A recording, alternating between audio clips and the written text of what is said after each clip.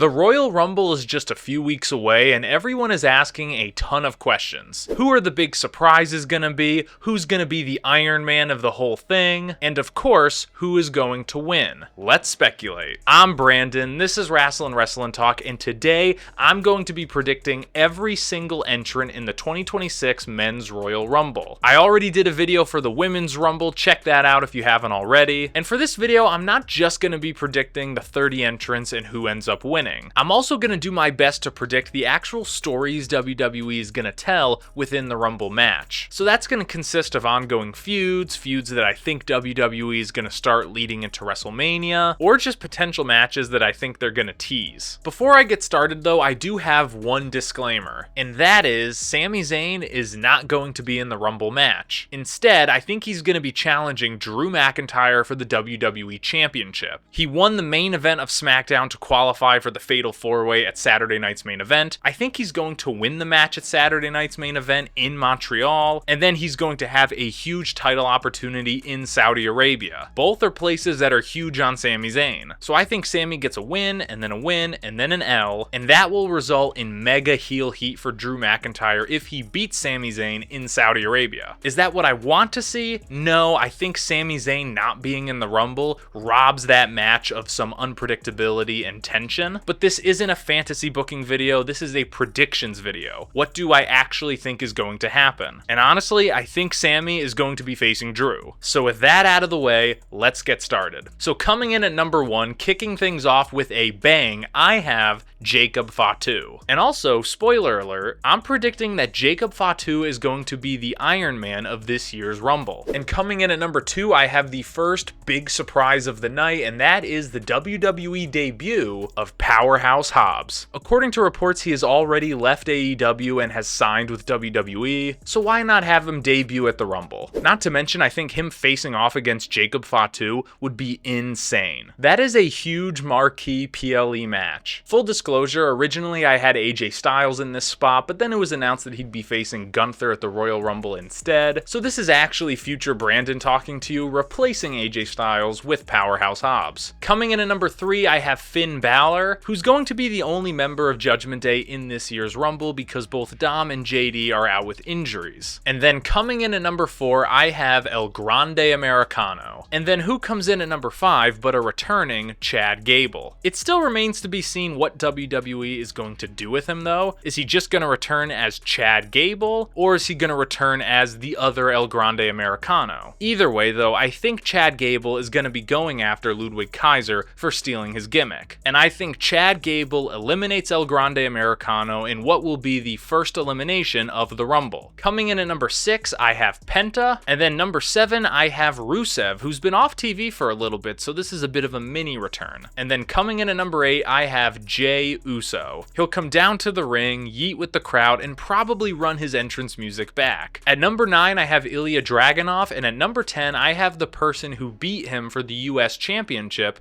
Carmelo Hayes. Coming in at number 11, I have Dragon Lee. Full disclosure, originally I had Gunther in this spot, but then it was announced that Gunther would be facing AJ Styles at the Rumble instead, so this is future Brandon talking to you right now, replacing Gunther with Dragon Lee. Coming in at number 12, I have Jimmy Uso coming to the aid of his brother Jay, and then at number 13, I have The Miz, who's probably going to be gunning for Carmelo Hayes, but I would have Carmelo Hayes eliminate The Miz pretty much right away. However, that victory will be short-lived because who comes in at number 14 but Trick Williams. These two had a big feud in NXT, and I think it is destined to happen again on the main roster. I think Trick Williams comes down to the ring, faces off with Carmelo Hayes. I don't think Trick Williams is going to win the WWE Championship anytime soon. However, I can absolutely see him gunning for the US title, potentially at WrestleMania. Coming in at number 15, I have R-Truth, get some humor in there. And then at number 16, Randy Orton. Now again, I would rather see see Randy win the Fatal 4-Way at Saturday night's main event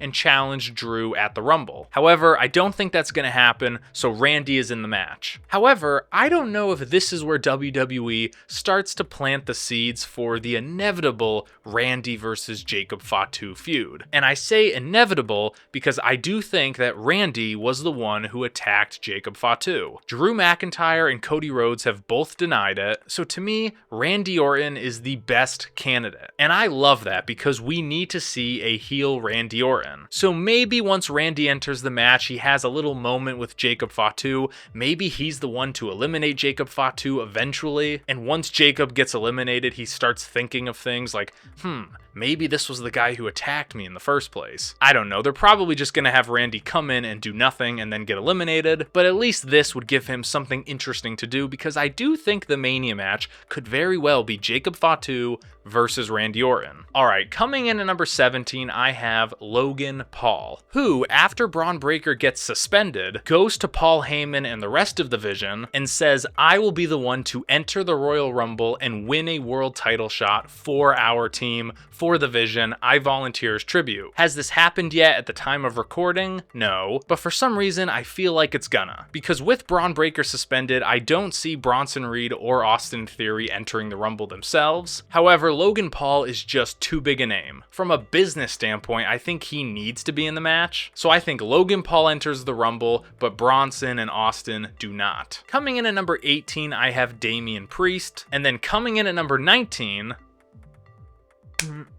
That's right, Joe Hendry enters his second Royal Rumble, this time as an official member of the WWE roster. He can come in, do his gimmick, maybe he does it with R-Truth, and maybe even causes one of the heels to be eliminated. However, at this point in the match, we are going to have a ton of people in the ring, so we're going to need to clear house. And who better to do that than number 20, Brock Lesnar. This happens every time Brock Lesnar is in a Rumble match. He just comes down to the ring and eliminates everyone. And this year will be no different. I think he eliminates Joe Hendry and R-Truth and a bunch of the other mid-carders. And eventually Brock is standing tall alone in the ring. And who comes in at number 21? One of the few guys in WWE who can stand toe-to-toe with Brock Lesnar. And that is Oba Femi. That's right, he's making his official Rumble debut, and as he's walking down to the ring, the commentators announce that he is officially a part of WWE's main roster, whether that be Raw or SmackDown. And then once Oba enters the ring, him and Brock are just gonna stare at each other. You're gonna hear a ton of "this is awesome" chants, it's gonna be intense, and then eventually, the two of them are gonna go at it. And spoiler alert, Oba Femi is going to destroy Brock Lesnar. I'm talking Goldberg at Survivor Series. Honestly, I cannot think of a better way for Oba Femi to debut as an official member of the main roster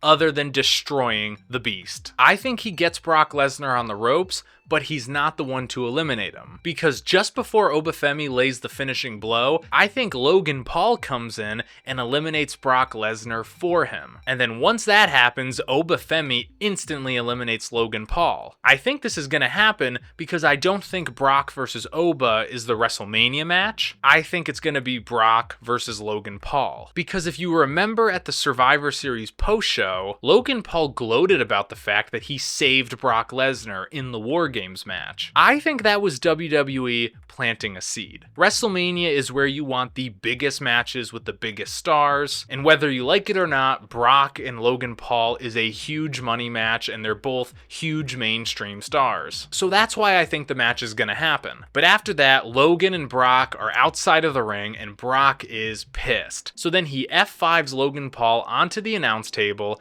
and leaves the arena, and from there, we'll set up the WrestleMania match. Coming in at number 22, I have Rey Mysterio, and then coming in at number 23, Cody Rhodes, who will be gunning for Jacob Fatu, who at this point will have been in the match the longest. I don't know what's going to go down at their match at Saturday night's main event, but something's telling me that's not going to be the end of their feud. It's probably going to be just the beginning. Coming in at number 24, I have LA Knight. Yeah! Coming in at number 25, I have Matt Cardona, and at number 26, I have Solo Sikoa. Now we get to the bigwigs. Coming in at lucky number 27, Roman Reigns. I think he comes down to the ring, I think he's the one to eliminate Solo Sikoa pretty much right away, and then I think the Tribal Chief just starts going to town. Coming in at number 28, I have Javon Evans, who I kind of have in the Ricochet spot in this match, meaning he comes in pretty late in the game, but ends up getting all of the big athletic highlights. But coming in at number 29, I have what is probably going to be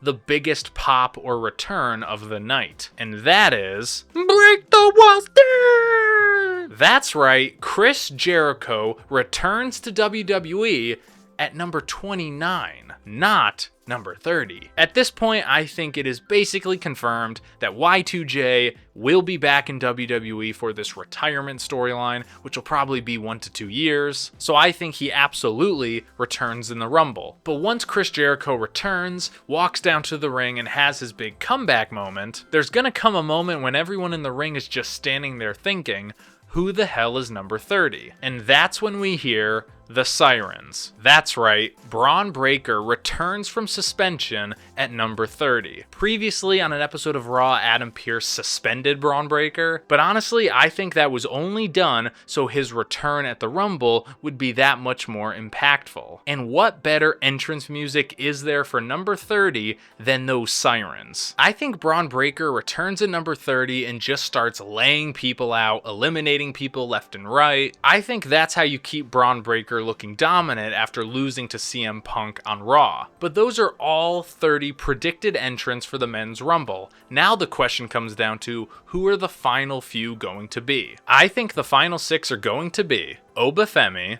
Cody Rhodes, LA Knight, Roman Reigns, Chris Jericho, and Braun Breaker. Let's start off with Obafemi. In order to eliminate him, I think Cody, Roman, and LA Knight are gonna have to team up. I think that is the perfect way for Obafemi to come out of this year's Rumble looking strong as hell. Not only did he destroy Brock Lesnar, but it took 3 of the company's biggest babyfaces to team up and take him out. After that, I think LA Knight and Chris Jericho are going to cancel each other out, because I think that's going to be the WrestleMania match. I don't see LA Knight getting involved in the world title scene anytime soon, so I think him versus a returning Chris Jericho is the next best spot for him. So because of that, I think Chris Jericho eliminates LA Knight. And after that happens, Chris Jericho can be smiling like the heel he is, and then Roman and Cody can both team up and eliminate him too. And now we get down to the final 3. Cody Rhodes, Roman Reigns, and Braun Breaker. So once we get down to these final 3, I don't necessarily know the order in which they're going to get eliminated. I just know that Cody's not going to win. So honestly, I think it would be better if Cody Rhodes gets eliminated first. And honestly, I think Roman should be the one to eliminate him, just to plant the seeds for their inevitable WrestleMania trilogy. Cody being eliminated first out of those 3 guys would be a huge shock to the audience. If he is going to be in a world title match this year, he's going to do it by winning the Elimination Chamber, because that's a match that Cody Rhodes has never won before. But then we come down to Roman versus Braun. Spear versus spear. I think the 2 guys go back and forth for a little bit, putting on a mini match. However, at the end of this mini match, it's Roman Reigns who's standing tall. He gets Braun Breaker on the ropes, and just before he eliminates him, 2 hooded figures come out of nowhere and attack him. And that opens the door for Braun Breaker to strike and eliminate Roman Reigns, therefore winning his first ever Royal Rumble. And spoiler alert, those 2 hooded figures are Bronson Reed and Austin Theory. I think that's what's gonna happen. According to reports, Roman Reigns is no longer in the WWE title picture, and honestly that makes sense, because whether he faces Cody Rhodes or Braun Breaker or Seth Rollins, none of those need to be world title matches. Whereas Braun Breaker versus CM Punk for the world title feels like a shoo-in at this point. And if you want Braun Breaker to keep looking dominant after losing the title match on Raw, you don't have him also lose the Rumble right after. Even though it's exactly what they did with Jey Uso last year, where he lost to Gunther on a Saturday night's main event and then won the Rumble right after. Do I wish WWE would do something different? Yes. Will they? Probably not. Because like I said, Sami Zayn is probably not going to be in the Rumble. He'll already be facing Drew for the title. And when it comes to Roman Reigns, unless Cody has that WWE title leading into WrestleMania, I don't see Roman winning either the Rumble or the Chamber. So by process of elimination, Braun's the guy. But that's it. Those are my predictions for every entrant in the 2026 Men's Royal Rumble. What did you think? Comment below, let me know, and I'll see you next time. Bye bye.